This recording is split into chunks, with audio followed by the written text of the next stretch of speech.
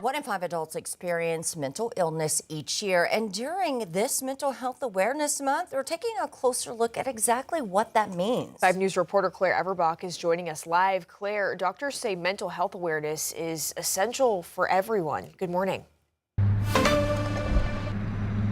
Good morning, Lauren. Good morning, Joe. Experts I spoke to say that the first step to destigmatizing mental health in America is for people to talk openly about their struggles. They say that the most common types of mental health disorders they see continue to be anxiety and depression, which sometimes can overlap with other disorders. They say that mental health conditions impact millions of Americans each year, but many still avoid seeking help due to fear or judgment. Local providers say mental health challenges should be treated just like physical health, and early support can make a major difference. Continued education and open conversation are key to helping people feel safe and asking for help.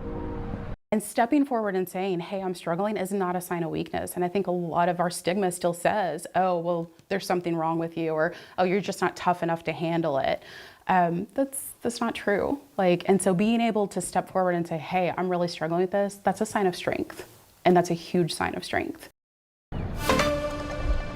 Small says that asking for help is one of the most beneficial steps that anyone can take, and that Mental Health Awareness Month serves as a reminder that help is always available. Live in Van Buren, covering news where you live, Claire Everbach, 5 News. All right, thank you for that, Claire. Today, Swarm Arrow will host a town hall at 6 to speak to community members at the Fayetteville Public Library. Now, this is ahead of a city council meeting next week where an appeal for the company's drone manufacturing plant near Drake Field will be heard. The Board of Adjusters voted to appeal the company's business license after a resident claimed they were improperly classified. But now Swarm Arrow is trying to reverse that. The mayor says next week's meeting could go into a second day. Know that this will has the potential to be a lively meeting with a lot of public comment. And so one of the things that I conferred with our assistant city attorney about is that it is my intent to request at 10:30 a motion to adjourn and then resume immediately the next day and evening. Well, during Tuesday's City Council agenda session, the City Development Services Director said it was the first time in recent memory this type of item will be voted on. The Bentonville City Council has voted to appoint a new temporary member. This comes after former member Gateri Richardson resigned from the Ward 1 position. Some members wanted to wait until November so voters could choose a representative in the general election. Others said leaving the seat open for months could create financial challenges, and holding a special election could cost the city about $15,000. After hearing from 10 candidates, council members voted to appoint Dan Grover to the seat temporarily. I'm looking forward to making sure that Bentonville stays responsible fiscally. I think that's something that I've observed that we've done a good job so far, and I just want to make sure that continues. Grover also told us he has a master's degree in business administration, as council members looked for someone with strong financial experience. He'll fill that seat until the November election, where voters will decide whoever fills the seat long term. Well, President Trump will spend today in Beijing. Yeah, that's where he is set to meet with China's president. Trade will be a major topic, but the war with Iran will hang over those discussions. On Tuesday, the president indicated he won't let rising energy prices back home shape his negotiations with the regime, with the conflict still in a weak ceasefire. I don't think about Americans' financial situation. I don't think about anybody. I think about one thing. We cannot let Iran have a nuclear weapon. Well, China is the biggest buyer of Iranian oil, much of it shipped through the Strait of Hormuz.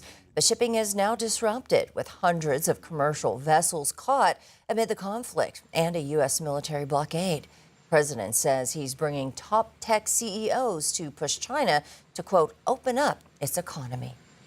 Well, passengers who were once on board the cruise ship that was hit with the hantavirus is being monitored in countries all around the world. All passengers have now been evacuated from the ship, with most back in their home countries. Sherelle Hubbard has more.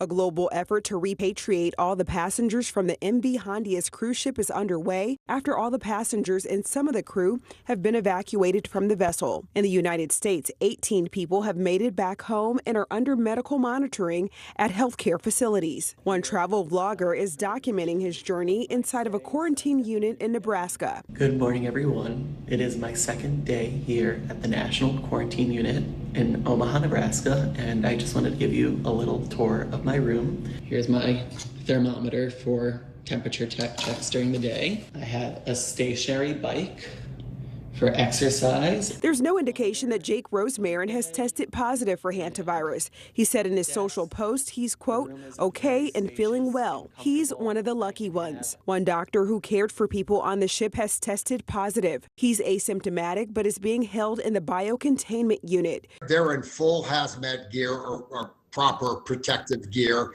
and I just see a pair of eyes. 2 other people, a couple, are being held in a biocontainment unit at Atlanta's Emory University Hospital. According to the World Health Organization, there are 11 Andes hantavirus cases linked to the MV Hondias cruise ship, and the WHO warns that more cases could emerge in the coming weeks. But I don't expect to see hundreds or thousands of more cases. Experts say this variant of hantavirus does not spread easily, and the risk to the general public is low.